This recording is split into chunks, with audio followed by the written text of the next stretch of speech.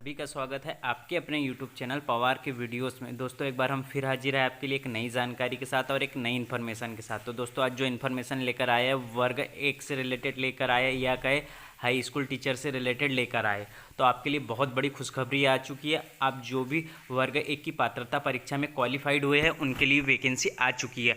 तो 8,000 प्लस पदों पर वैकेंसी आई है। किस सब्जेक्ट में कितनी वैकेंसी आई है, क्या एज मांगी गई है, इससे रिलेटेड सारी जानकारी इस वीडियो में कवर करेंगे। तो अभी तक क्या आपने हमारे यूट्यूब चैनल पवार के वीडियोस को दोस्तों सब्सक्राइब नहीं किया तो जल्दी से चैनल को सब्सक्राइब कर लीजिए और पास में बने बेल आइकन को प्रेस करिए ऐसी ही महत्वपूर्ण जानकारी पाने के लिए या ऐसी ही गवर्नमेंट जॉब से रिलेटेड जानकारी पाने के लिए, क्योंकि हम सबसे पहले आपके लिए वीडियो बनाकर लेकर आ रहे हैं कि वर्ग 1 की मेंस एग्ज़ाम के फॉर्म आ चुके हैं और कितनी पोस्ट किन पदों पर है, क्या उम्र है, क्या क्राइटेरिया है, इससे रिलेटेड सारी जानकारी इस वीडियो में कवर करेंगे। तो चलिए जानते हैं दोस्तों वैकेंसी की जानकारी कैसे लेंगे। तो दोस्तों मेंस एग्ज़ाम भी आपका कर्मचारी चयन मंडल आयोग ही कंडक्ट करवा रहा है, इन्हीं के पास इसका कॉन्ट्रैक्ट है। तो यही कंपनी वर्ग 1 के एग्ज़ाम कंडक्ट करवा रही है। तो आपको यह नोटिफिकेशन देखने के लिए और पूरी जानकारी के लिए क्या करना होगा, सबसे पहले आपको ESB सर्च करके इसकी मेन ऑफिशियल वेबसाइट पर आ जाना होगा।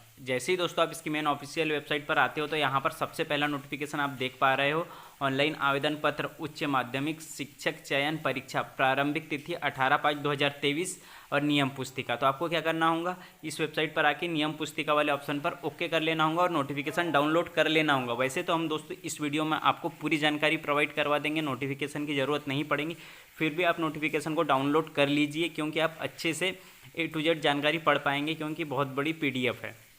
और चैनल को जल्दी से सब्सक्राइब कर लीजिए। चलिए नियम पुस्तिका पर ओके करते हैं और नोटिफिकेशन डाउनलोड करते हैं।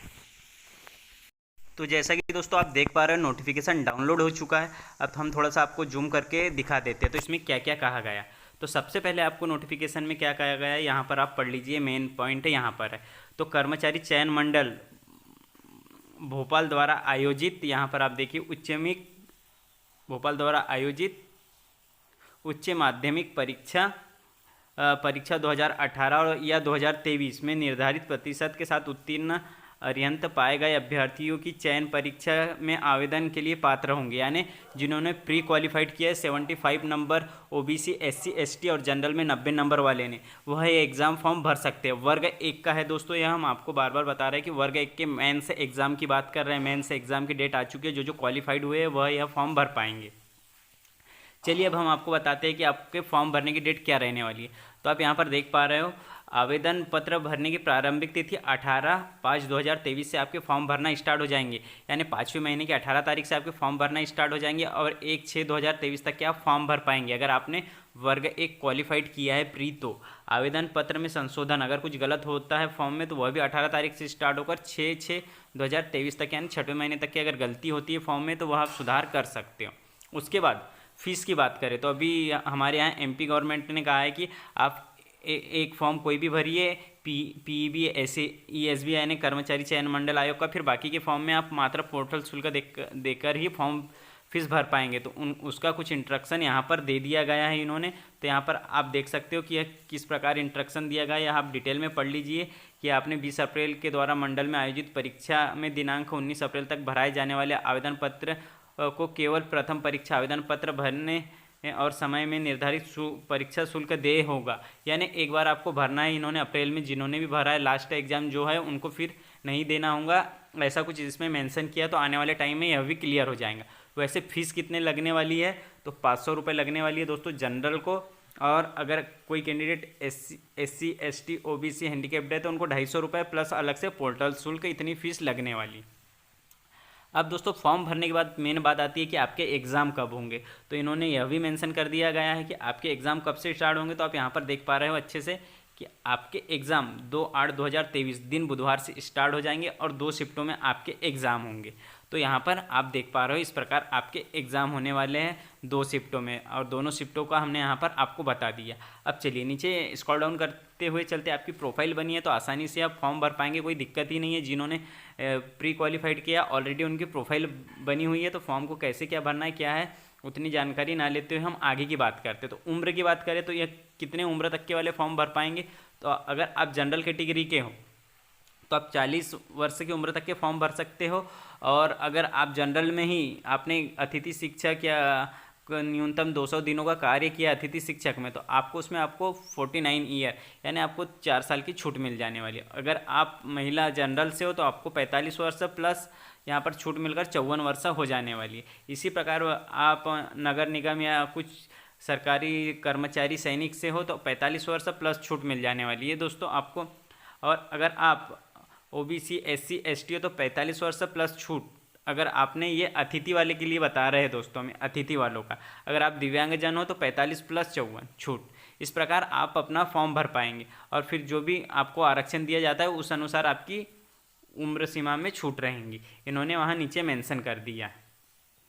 चलिए आगे बात करते हैं कि किस प्रकार आरक्षण सीटों का होगा। तो दोस्तों यहाँ पर देख पा रहे हो कि यहाँ पर अनुसूचित जाति अनुसूचित जनजाति को 20%, अनुसूचित जाति को 16%, ओबीसी को 27% और आर्थिक रूप से कमजोर को 10%। इस प्रकार यह सीट का आवंटन होगा जो टोटल सीटें आई हैं। अब इसके बाद आपको वेतन कितना मिलेगा इस वैकेंसी में। तो आप वेतन की बात कर रहे हैं तो दोस्तों 2018 के 13 के नियम के अनुसार 36,200 रुपये प्लस महंगाई भत्ता करके आपको वेतन मिलने वाला है, जो आपकी पेमेंट बनने वाली है।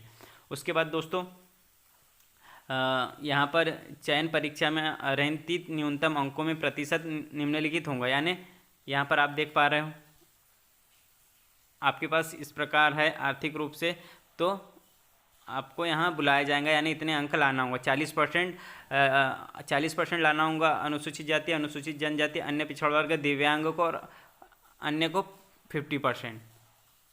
उसके बाद दोस्तों नीचे स्क्रॉल डाउन करते हुए चलते हैं और यहाँ पर देखते हैं कि कितनी सीटें हैं। तो दोस्तों अगर आप हिंदी से आपने MA किया था तो आपकी टोटल 509 सीट है। स्कूल के विभाग में रिक्त पद और टोटल 509 है। उसके बाद अगर आपने इंग्लिश से किया है तो आपकी स्कूल विभाग और जनजाति विभाग मिलाकर 1700 टोटल पोस्ट है, यानी सबसे ज़्यादा मेरे ख्याल से इंग्लिश में है। और उसके बाद दोस्तों आप यहाँ पर देख पा रहे हो मैथ्स में है 1362 पोस्ट। उसके बाद संस्कृत में 500 पोस्ट और उर्दू में टोटल 42 पोस्ट। इस प्रकार स्क्रॉल डाउन करते हुए नीचे आना है। केमिस्ट्री में आप देख सकते हो, केमिस्ट्री, फिजिक्स में और बायोलॉजी में, इन तीनों जगह यहाँ पर 700 प्लस पोस्टें हैं।